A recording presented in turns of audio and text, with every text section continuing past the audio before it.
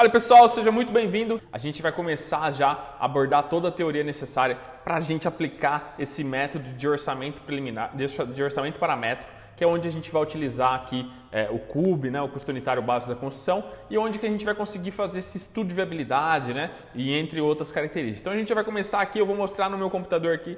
Vamos começar já com aqui nosso orçamento paramétrico, aqui também o Instagram, caso alguém queira seguir lá também e ver as atualizações do blog.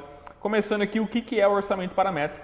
O orçamento paramétrico ele se baseia em índices e indicadores. Então, o que ele se baseia? Em parâmetros. Você executa várias obras do mesmo tipo, né, na mesma localidade, né, você tem os mesmos preços unitários de insumo. Então, ali você consegue ter até mesmo os seus próprios índices. Você necessariamente não precisa procurar um índice para o seu orçamento. Você pode ter os seus próprios índices e deve ter, né? Se você executa muitas obras similares na mesma região, com os mesmos fornecedores, né?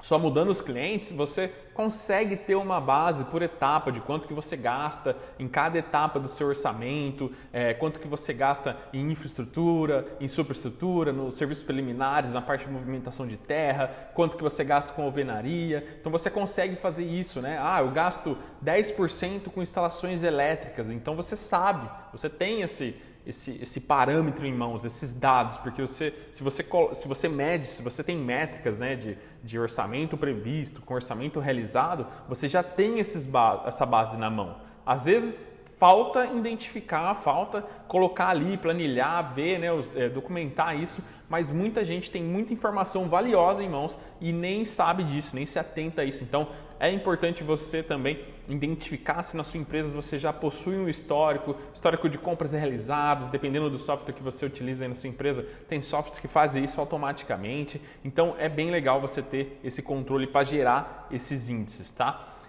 O orçamento paramétrico ele utiliza então históricos e estimativas, né? É uma estimativa. O orçamento ideal, nosso orçamento ideal aí para a execução não é esse é um estudo de viabilidade. O nosso orçamento ideal seria um orçamento executivo, seria um orçamento um pouco mais detalhado que isso para chegar mais próximo mesmo, bem próximo. Você tem mais dados, quanto mais dados, mais requisitos, mais conteúdo para a elaboração do orçamento, obviamente tende a ser um orçamento mais exato, tá? Quando você faz um estudo de viabilidade, você não tem muitas informações, você vai ter só alguns parâmetros ali, então dá para você ter uma ideia, não quer dizer que vai ser esse o resultado final ali, você consegue ter apenas uma estimativa. A unidade mais utilizada aqui no caso é o custo por metro quadrado, né? Então, o CUB mesmo, como eu já falei aqui várias vezes, vai ser um custo unitário por metro quadrado. Então, o custo da obra por metro quadrado realizado, tá? Esse é o parâmetro mais utilizado na construção civil, o CUB é um dos índices mais utilizados também. A única coisa que aí interfere, que é um pouco prejudicial a quem utiliza, é que a maioria das pessoas usam esse parâmetro de maneira errada, de maneira que não vai dar um resultado esperado. É por isso que muita gente erra, muita gente reclama, né? Acaba sendo aí um motivo de muita reclamação por não ter os parâmetros certos, não utilizar da forma correta o CUB, o que seria ali uma forma mais de ir atrás mesmo e ler algumas coisas, se atentar a alguns itens que as pessoas não querem se dar o trabalho ou não sabem, né? E acaba aplicando de uma maneira que não é muito legal. Então, basicamente, passando o que é o orçamento paramétrico, praticamente ele é isso, né? Resumindo aí, ele é isso. Agora a gente vai aqui para o outro item, que é o item de aplicação, né? Onde que é mais aplicado. Apesar de eu já ter citado aqui algumas vezes, vou falar sobre aqui todos os itens que a gente colocou aqui.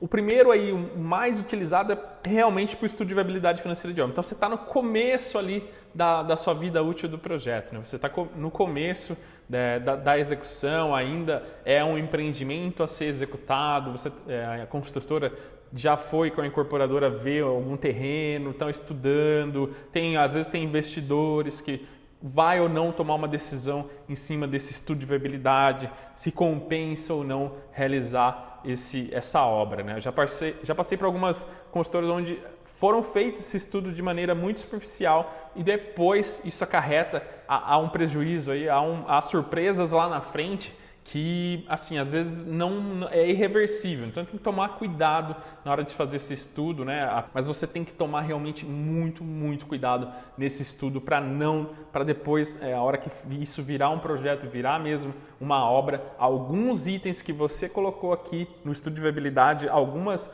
alguns requisitos ideais ali, no caso está vendendo uma obra na planta, alguma coisa assim nesse sentido, antes de colocar para financiamento, antes da Caixa, do Banco do Brasil, alguém for realizar aquele financiamento, as pessoas que comprarem esse projeto em planta, elas vão querer esse tipo de memórias, vão querer os tipos de acabamento que você prometeu, vão querer os tipos de requisitos que foi prometido ali na fase da venda na planta. Então é muito importante, você não vai poder modificar isso muito depois. Então é nesse momento que você faz um estudo preciso para não ter que alterar depois, se você protocolar esses documentos, se você fizer todo um estudo em cima de um tipo de obra, lá na frente, a hora da venda, você não vai conseguir modificar. Aí as empresas tentam diminuir qualidade, diminuir nos custos de materiais, o que não é legal, né? Porque depois é o nome da sua empresa que vai estar lá, o pós-venda. Se você não fizer um trabalho bem feito, boca a boca, muito forte, você faz uma obra só e não consegue depois executar outros empreendimentos,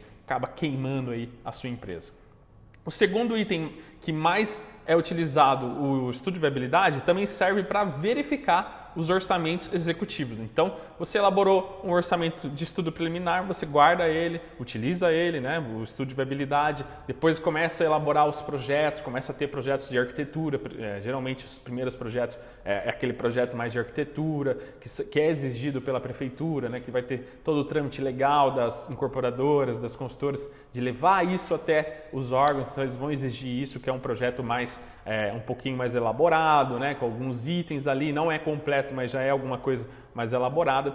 Depois você consegue ter todos os projetos e aí sim, com todos os projetos, você consegue ter o orçamento executivo. E a hora que você tem o orçamento executivo, você pode fazer uma verificação, tá? Ele serve para verificar se você aqui estimou algumas etapas com alguns valores e lá no orçamento executivo está dando muito diferente, alguma coisa pode estar errado tanto no orçamento executivo como no orçamento daqui no orçamento paramétrico. Então, muito atento a isso.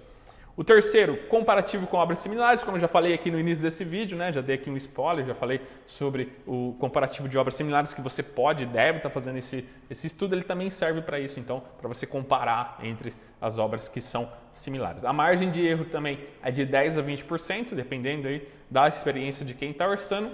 Fazendo um resumo aqui, é um orçamento com base em índices e indicadores, é isso que a gente vai utilizar. Utiliza históricos e estimativas. A unidade mais utilizada é de custo por metro quadrado, o CUB. A principal, até coloquei aqui de uma outra cor para você identificar aqui nessa aula qual que é a principal função do orçamento paramétrico, é o estudo de viabilidade financeira da obra. Serve também para verificar os orçamentos, comparativo com obras similares e margem de erro de 10% a 20%. Então, espero que você tenha gostado dessa aula. Um forte abraço e eu vejo você na próxima.